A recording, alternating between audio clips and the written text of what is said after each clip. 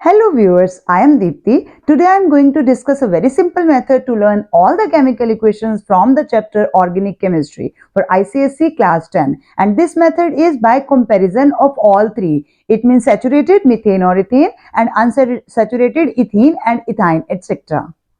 First of all, try to understand their methods of preparation. First, initially starting with alkanes, then coming to alkenes and alkynes, unsaturated ones, but starting with saturated one. So first of all, first member of saturated family, alkane family, is methane. So laboratory preparation of methane as well as ethane is same. So laboratory preparation, we have taken sodium ethanoate, or you can say sodium acetate, along with soda lime. Soda lime is a mixture of sodium hydroxide and calcium oxide at 300 degrees Celsius temperature. Then methane is formed along with sodium carbonate Na2CO3. Similarly, if we have taken sodium propanoate along with same soda lime at 300 degrees Celsius temperature, then ethane is formed and Na2CO3 is formed along with it. So these are the laboratory preparation methods of methane and ethane. Now other methods of their preparation are, we have taken aluminium carbide along with 12 water molecules, then CH4 and 4 aluminium hydroxide. Therefore CH4 means आपका methane यहाँ पर form हो रहा है, but इसमें दिया जाएगा आपको कि एल्यूमिनियम कार्बाइड से मीथेन की फॉर्मेशन को बताना है. अगर वो कहेंगे तो हमें फिर ये बताना है, अगर नहीं बोलेंगे तो हम लेबोरेटरी प्रिपरेशन का मेथड इजीली दे सकते हैं क्योंकि वो सबसे इजी मेथड होता है. इसके अलावा अदर मेथड में हमारे पास आ जाएगा, अगर हमने CH3I यानी कि आयोडाइड, मिथाइल आयोडाइड या मिथाइल आयोडाइड भी ले सकते हैं हम, यहाँ पर ब्रोमो इथेन भी ले सकते हैं. सिर्फ हमने 2 नेसेंट हाइड्रोजन लेने हैं रूम टेम्परेचर पे, तो हमारे पास मिथेन फॉर्म हो जाएगा अलोंग विद हाइड्रोजन आयोडाइड. अगर हमने ब्रोमीन लिया तो हाइड्रोजन ब्रोमाइड, अगर हमने क्लोराइड लिया तो हाइड्रोजन क्लोराइड. तो यहाँ पर हमारे पास ये चीजें फॉर्म हो जाएंगी.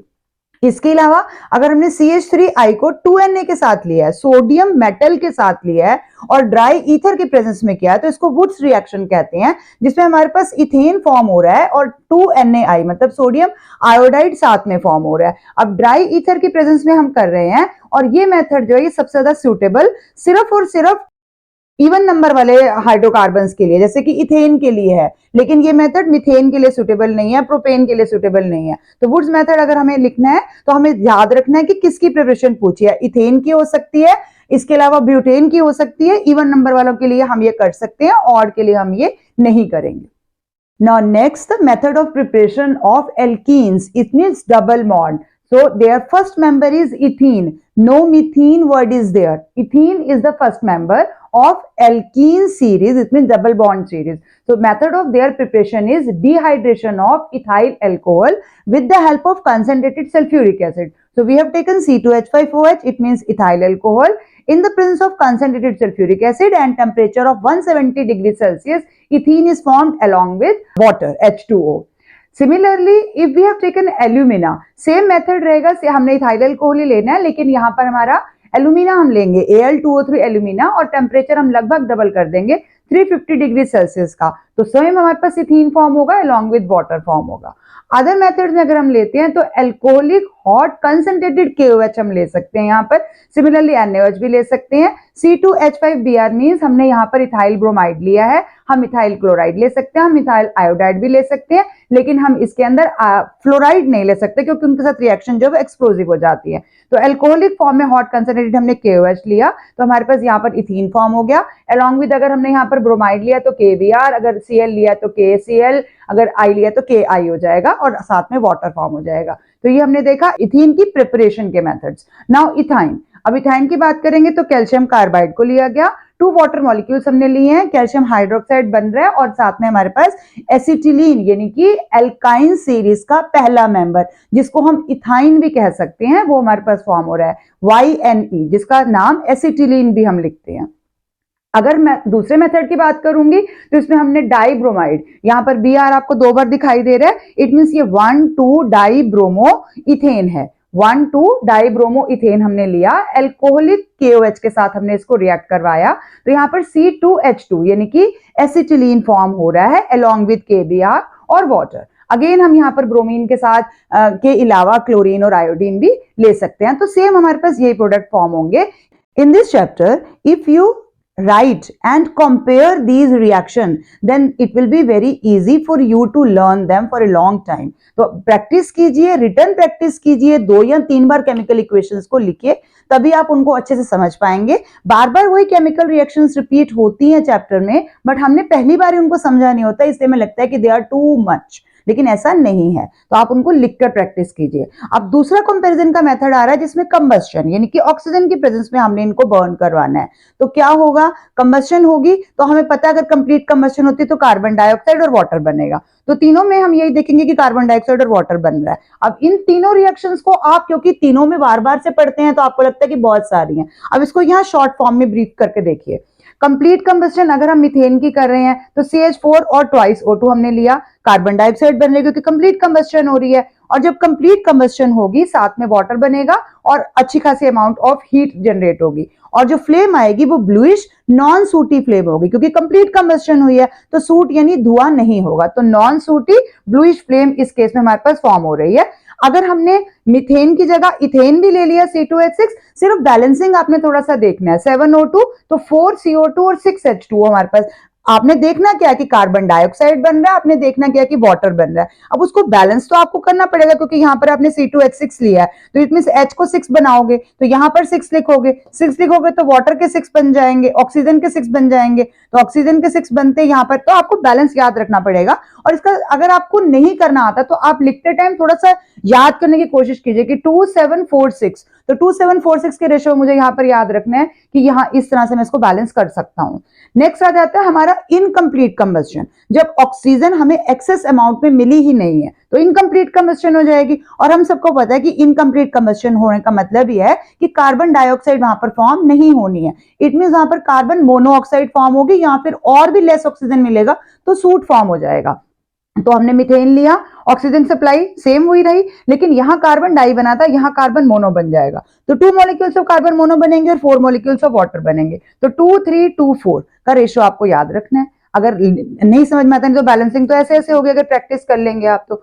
इसी तरह से अगर मैंने मीथेन लिया, ऑक्सीजन की सप्लाई दी, लेकिन यहाँ पर ऑक्सीजन की सप्लाई और भी कम हो गई, तो सिर्फ सूट यानी कि सिर्फ कार्बन बनेगा, यहाँ कार्बन डाई, यहाँ कार्बन मोनो और यहाँ सिर्फ कार्बन यानी कि सूट यानी धुआं और 2H2O, तो ये हमारे पास हो गया। इसके अलावा अगर हमने इथेन ले लिया मीथेन की जगह पर, तो 5 मॉलिक्यूल्स ऑफ ऑक्सीजन लेने हैं, कार्बन मोनो के 4 मॉलिक्यूल बनेंगे और 6H2O बन जाएगा। तो ये सारा का सारा हमारा इनकम्प्लीट कंबस्शन का खेल है मीथेन और इथेन के केस में, यानी कि सैचुरेटेड कंपाउंड्स के साथ में। और ये कंप्लीट हुआ, जब कंप्लीट हो जाएगा तो CO2 ही बनना है।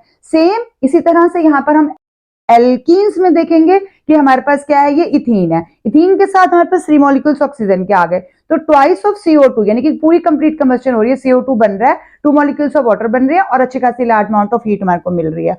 ऑब्जर्वेशन की बात करेंगे तो यहाँ पर पेल ब्लू फ्लेम हमारे पास ऑब्जर्व होगी अगर सफिशिएंट सप्लाई है, क्योंकि कार्बन डाइऑक्साइड दिखा रहे हैं हम यहाँ पर। सिमिलरली अगर हम एल्काइंस की बात करेंगे यानी इथाइन की बात करेंगे या एसिटिलीन की बात करेंगे, तो 5 मॉलिक्यूल ऑक्सीजन लेंगे, 4 CO2, 2 मॉलिक्यूल्स ऑफ वाटर और large amount of heat liberate हो रही है हमारे पास यहाँ पे, क्योंकि कार्बन का कंटेंट एल्काइंस के पास इन दोनों से भी ज्यादा होता है। इसी तरह से अगर हमने यहाँ पर एक और रिएक्शन भी है, अगर हमने इथाइन लिया और साथ में हमने 4 और नेसेंट ऑक्सीजन ले लिया, यानी कि MnO4 ऑक्सीडाइजिंग एजेंट का काम करता है, तो उससे हमने ऑक्सीजन ले ली, यानी हमने बर्न किया, तो COH ट्वाइस यानी कि ऑक्सैलिक एसिड भी बन जाएगा हमारे पास में। ये एक ऑप्शनल रिएक्शन है। ब्रिलियंट व्हाइट फ्लेम आएगी इस केस में हमारे पास, जो कि सूटी भी हो सकती है, तो इन दोनों के केस में हमारे पास सूटी फ्लेम आ सकती है क्योंकि अनसैचुरेटेड हाइड्रोकार्बन है, लेकिन इसके केस में हमारे पास नॉन सूटी फ्लेम आएगी, धुआं नहीं आएगा अगर कंप्लीट कंबस्शन हुई है। अब बाकी इनकम्प्लीट होगी तो फिर आना ही है सूट। नेक्स्ट कंपैरिजन रिएक्शन आती है हमारे पास सब्स्टिट्यूशन रिएक्शन और एडिशन रिएक्शन। अब सब्स्टिट्यूशन रिएक्शन किस में होगी, जो सैचुरेटेड हैं, जो सैचुरेटेड हैं उसी में ही सब्स्टिट्यूशन रिएक्शन होगी। सब्स्टिट्यूशन रिएक्शन का मतलब क्या होता है, सब्स्टिट्यूशन क्या क्लास में कभी कोई टीचर नहीं आता तो कोई और सब्स्टिट्यूट उसका पीरियड लेता है, इट मींस एक नहीं आया तो दूसरा उसकी जगह लेने के लिए आ गया। सब्स्टिट्यूशन रिएक्शन सिर्फ इनमें यानी कि सैचुरेटेड में होनी है, अनसैचुरेटेड दोनों में हमारे पास एडिशन रिएक्शन होगी लेकिन सैचुरेटेड नहीं होगी। क्या डिफरेंस है दोनों में, ट्राई टू अंडरस्टैंड। अब यहाँ पर सब्स्टिट्यूशन रिएक्शन देखिए, हमारे पास C2H6 यानी हमने इथेन लिया, क्लोरीन का एक मॉलिक्यूल ऐड कर रहे हैं और क्लोरीन के एक मॉलिक्यूल को ऐड करने का मतलब है हम HCl को माइनस कर देंगे, यानी HCl हमारा राइट हैंड साइड में लिखा जाएगा। तो सबसे पहले हमारे पास क्या बन रहा है, मोनोक्लोरोइथेन बन रहा है, C2H5Cl। फिर एक और क्लोरीन मॉलिक्यूल ऐड हो गया तो क्या बन जाएगा, डाइक्लोरोइथेन, फिर ट्राइक्लोरोइथेन, फिर टेट्राक्लोरोइथेन, फिर पेंटाक्लोरोइथेन, फिर हेक्साक्लोरोइथेन। तो इस तरह से हमारे पास ये चेंज होते जाएंगे, आगे आगे बढ़ते जाएंगे, रिएक्शन आगे जाएगी। हर स्टेप पे हमारे पास क्लोरीन का मॉलिक्यूल ऐड हो रहा है और HCl उसकी जगह निकल रहा है बाहर। तो बेसिकली हमने एक एक H को हटाया है और उसकी जगह पर एक एक Cl हमारा ऐड होता गया है। तो तभी तो C2H6 की जगह पे C2H5Cl हो गया, तभी हमने इसको मोनोक्लोरोइथेन कह दिया। तो इसी तरह से सिमिलरली इसी पैटर्न के ऊपर एक एग्जांपल इसकी देख लीजिए। अगर हमने मीथेन लिया और क्लोरीन लिया, जिसके सनलाइट, डिफ्यूज्ड सनलाइट, इस पे क्वेश्चन भी आ सकता है कि हमें डिफ्यूज्ड सनलाइट ही लेनी है, या कई बुक्स में इसमें यूवी लाइट भी लिखा हुआ है तो वो हमने लेनी है, बट डिफ्यूज्ड फॉर्म है, मतलब बिल्कुल ब्राइट सनलाइट नहीं होनी चाहिए। और 600 केल्विन का टेम्परेचर है, CH3Cl है, तो ये क्या बन गया, मिथाइल क्लोराइड। तो मिथाइल क्लोराइड फॉर्म हो रहा है और साथ में HCl अलग हो जाएगी। मैंने आपको यहाँ पर अभी बताया क्लोरीन ऐड हो रहा है और HCl बाहर निकल रहा है। तो इस तरह से यहाँ पर ये क्लोरीन ऐड हुआ और HCl बाहर निकल गया। अगर हम आगे जाएंगे तो हमारे पास जैसे यहाँ पर अभी तो नॉर्मल मिथाइल क्लोराइड बना, फिर क्या हो जाएगा, यहाँ पर क्लोरीन का मॉलिक्यूल बढ़ जाएगा और हाइड्रोजन का कम होता जाएगा, 3 की जगह यहाँ 2 हो जाएगा, फिर Cl3 हो जाएगा, CCl4, तो कार्बन टेट्राक्लोराइड तक हम पहुंच जाएंगे। करते करते वही मोनो का डाई, ट्राई और फिर टेट्राक्लोराइड भारत बन जाएगा। तो सेम इसी सीक्वेंस पे यहाँ पर इथेन का देखे और यहाँ आप सेम ऐसा ही मीथेन का बनाएंगे। तो उसको खुद बनाने की कोशिश कीजिए ताकि आपको समझ में आ जाए रिएक्शन कि सब्स्टिट्यूशन रिएक्शन आखिर क्या होती है और क्यों होती है, वो सिर्फ सैचुरेटेड हाइड्रोकार्बन्स के साथ में। अब आते हैं हम अनसैचुरेटेड की बात करते हैं। तो इन दोनों में ही, क्योंकि डबल और ट्रिपल बॉन्ड है लेकिन दोनों है तो अनसैचुरेटेड है, यानी कि उनके डबल बॉन्ड को हमें सेटिस्फाई करना है, डबल बॉन्ड को सिंगल बॉन्ड पे लाना है, सैचुरेटेड बनाना है। तो डबल बॉन्ड को करने के लिए हम एडिशन रिएक्शन करेंगे। तो जहां पर हम हाइड्रोजन ऐड कर रहे हैं तो इसका नाम हो जाएगा हाइड्रोजनेशन। अगर हम हेलोजन ऐड कर रहे हैं तो हम हेलोजनेशन नाम दे देंगे। पानी ऐड कर रहे हैं तो हाइड्रेशन नाम दे देंगे। नाम का फर्क होगा, सिर्फ आप कंपाउंड का समझने की कोशिश कीजिए। यहाँ पर आपके पास क्या आ गया, H2C डबल बॉन्ड CH2, यानी कि हम किसकी बात कर रहे हैं, इथीन की बात कर रहे हैं। तो इथीन लिया, हाइड्रोजन करा, हाइड्रोजन के साथ हमने इसको रिएक्ट करवाया, तो यहाँ पर हम प्लैटिनम या पैरेडियम भी ले सकते हैं अगर हम इस रिएक्शन को रूम टेम्परेचर पे कर रहे हैं। बट अगर हमें 200 डिग्री सेल्सियस का टेम्परेचर मिल जाएगा तो हम निकल कैटलिस्ट एज ए यूज कर सकते हैं। तो हमारे पास डबल बॉन्ड हट जाएगा और ये सिंगल बॉन्ड में हमारे पास क्या बन जाएगा, सिंगल बॉन्ड में बना तो क्या बन गया, इथीन था तो इथेन बन गया, H3CCH3 यानी इथेन बन गया। अगर हम हेलोजनेशन कर रहे हैं तो हेलोजनेशन में हमारे पास क्या आ जाएगा, H2C डबल बॉन्ड CH2, क्योंकि हेलोजन यहाँ पर ऐड हो रहा है, एडिशन में हेलोजन हम ऐड कर रहे हैं Br2। सेम ऐसा ही हम ब्रोमीन के साथ कर रहे हैं। अगर हम क्लोरीन लेंगे, आयोडीन लेंगे, तब भी सिमिलर प्रोसेस रहेगा। हमने एरो के ऊपर CCl4 लिख देना है। क्लोरीन, आयोडीन, ब्रोमीन सबके साथ होता है, फ्लोरीन के साथ ये वाले रिएक्शंस एक्सप्लोजिव हो जाते हैं, इसलिए हम फ्लोरीन का इनमें मेंशन नहीं करते हैं। तो प्रोडक्ट क्या बनेगा, ब्रोमीन हट जाएगा, डबल इधर ऐड हो जाएगा और यहां से डबल बॉन्ड सिंगल बॉन्ड में चेंज हो जाएगा। तो क्या बन जाएगा हमारे पास 1,2, इस तरह से 1,2 डाइब्रोमो इथेन बन जाएगा। अगर क्लोरीन ऐड कर दूंगी तो 1,2 डाइक्लोरो इथेन बन जाएगा। इसी तरह से आयोडीन के साथ भी हो जाएगा। तो सिमिलर हमारे पास रिएक्शंस आती जाएंगी। तो यहाँ पर इथाइल ब्रोमाइड बना है, या इथाइल डाइब्रोमाइड भी लिख सकते हो क्योंकि Br2 है तो इथाइल डाइब्रोमाइड बन रहा है आपके पास में। नेक्स्ट रिएक्शन हमारे पास आती है, अगर हमने वाटर ऐड कर दिया, यानी हाइड्रेशन कर दी, पानी का डालना हाइड्रेशन है। तो डिहाइड्रेशन अभी हमने यहाँ पर करा था, हाइड्रेशन हम पानी को ऐड कर रहे हैं। तो यहाँ पर हमने फिर से इथेन लिया, इथेन में पानी डाला, H प्लस आयन आ गया हमारे पास, तो C2H5OH यानी कि इथाइल अल्कोहल हमारे पास दोबारा से फॉर्म हो जाएगा। अगर हमने लास्ट स्टेप में HCl ऐड किया, ये इसकी लास्ट रिएक्शन है एडिशन रिएक्शन की, हम HCl ऐड कर रहे हैं। पहले हमने हाइड्रोजन ऐड किया, फिर हमने हेलोजन ऐड किया, फिर हमने वाटर ऐड किया और अब हम इसके अंदर HCl ऐड कर रहे हैं। तो हमने सेम इथीन लिया, उसमें HCl एक्वस फॉर्म में ऐड किया, तो हमारे पास क्लोरोइथेन बन जाएगा, CH3CH2Cl क्लोरोइथेन बन जाएगा।